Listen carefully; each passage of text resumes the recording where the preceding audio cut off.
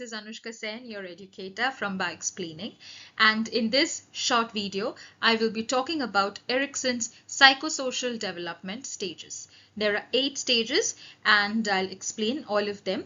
Now, this is a very common question, and if you look into the last 5 to 7 years question papers of B.Ed Semester 1, 1.1.1 first half, you will see that it gets repeated every other year.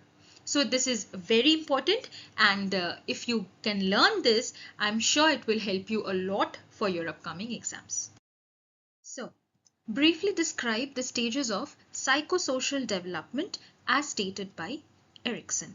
Now there are 8 stages that we have that Erikson has given. We'll go through each of the stages one by one. Now, the first thing before we actually start the stages that it's important for us to remember is that in these 8 psychological stages, see, every time you look into this writing, you'll see there's a versus written. So what does this versus mean? This means that there's a certain kind of conflict that a person faces in each of these stages. You can say it's also a certain kind of crisis. This or that, this or that. Now, if we are successfully resolving the crisis at every stage, then the person gets a healthy lifestyle. But if these crises are not resolved, then it results to some kind of problem in the psychosocial development of the person. So the first thing that we have is trust versus mistrust. This is in the infant stage, 0 to approx 1 year. Now say when a child, just an infant, who is the caregiver? It's the mother or somebody who's with the child for most of the time.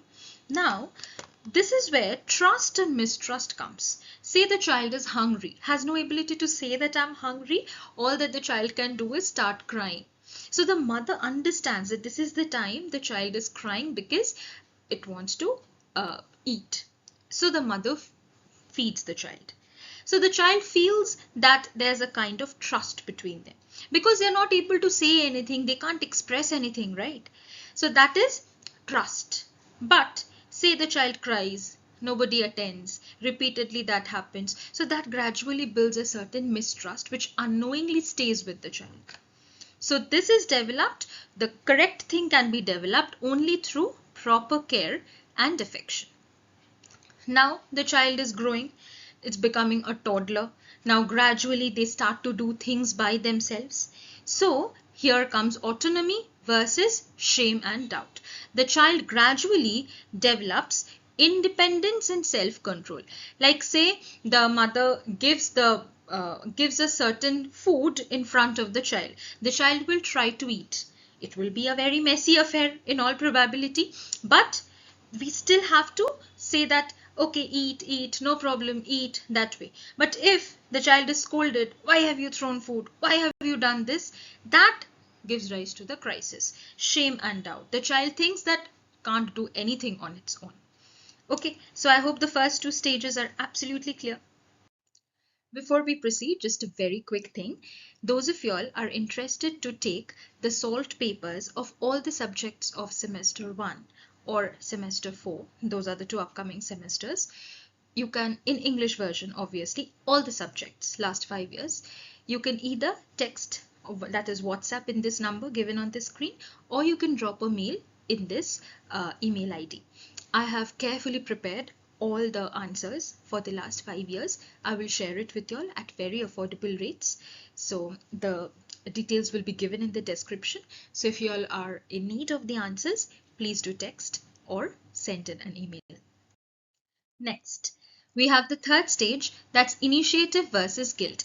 Now this is 3 to 6 years. That means the child has started to go to school. So I can just say that this is preschool or just the UKG, nursery, what we say, that stages. The child either takes initiative or if the initiative is not appreciated, gets guilt for it.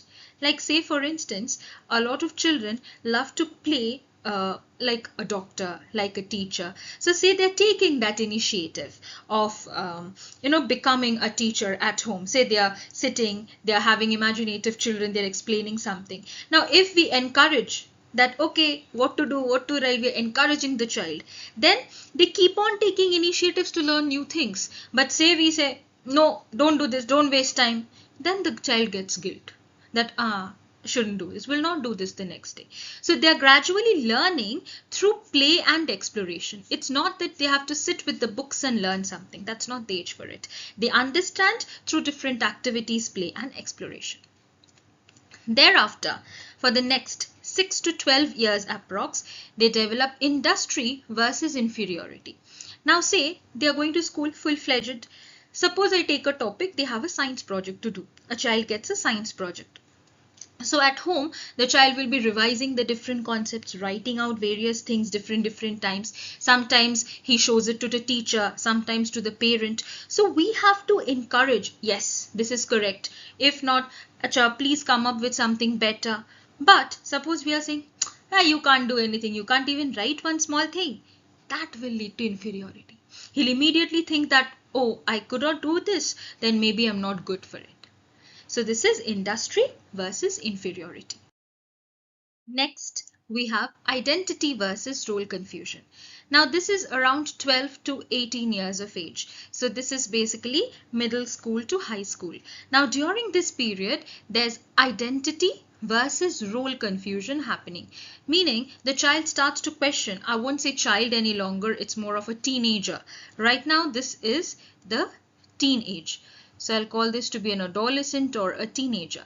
They start to ask, who am I? What do I like? What are my values, my preferences? Now, they search for personal identity. Okay, and if they succeed in that, it's good. If not, they get into role confusion. Say today, I love biology. So I like to study biology. But repeatedly, if I am not encouraged to do good in biology, say I get little less marks, my parents are telling me, you can't do biology, leave science, don't work with it. Say my friends are, oh, you say you're good in biology, but this is what marks you're getting, you made so many mistakes. Then the person gets into role confusion, that am I indeed meant to do biology? So that way, it's either a good identity created or the person falls into a confusion regarding their own role. Now 18 year onwards. So we'll say that 18 years up to 40 years. Full of middle age. Now comes in intimacy versus isolation. So just fresh out of school, new crushes will develop. The child wants to feel loved, be it romantic relationships, be it friendship, good admiration towards someone. They want to love people, they want to be loved. Suppose a person goes to college, in a month they have 4 to 5 friends, they eat together, share their notes. So that's intimacy. It is not all the word intimacy, do not confuse it with always being sexual or romantic, not about that. Intimacy being close to people, having people around. Or suppose the person hasn't been able to make one acquaintance at college, no friends, nothing. Even in the workplace, nobody. That leads to isolation. So people who stay in isolation do not always come out to be very progressive minded. They somehow tend to always keep themselves isolated, away from people, not to interact with people, not to get into much of meaningful conversations and all. Next we have generativity versus stagnation. Now this comes in adulthood only, the late phase, like 40 years up to say retirement and just about retirement, 40 to 65 years.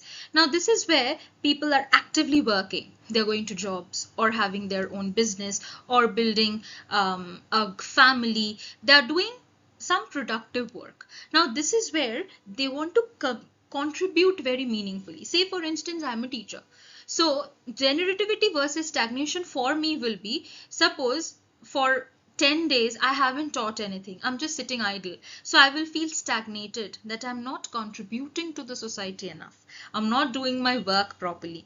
And generativity is when I will have meaningful classes, students are coming to me with their doubts, we are dealing with different problems, we are having nice good lectures. That will be generativity, meaning the contribution to the society should be fine. And then we have integrity versus despair. This is like, the final stage, that is 65 years onwards. Now say old people, a lot of times you'll see grandpas and grandmas sitting and discussing that whether they've had a meaningful life or not. So that's integrity, whether they have been able to live a life with integrity, good values, have they built a nice family or a nice academic journey or a career path, whatever it is. Or it might be in despair, that they're not satisfied with their life, it comes in regret. Fine. So at each stage, one after the other, right from your trust versus mistrust up to integrity versus despair. At every stage, if the conflict is resolved, well and good, move to the next stage. But if the conflict is not resolved, then what happens is the child or the person at any stage will start developing psychosocial problems. If you like the video and find it useful for your preparation, please like, share and subscribe. Thank you.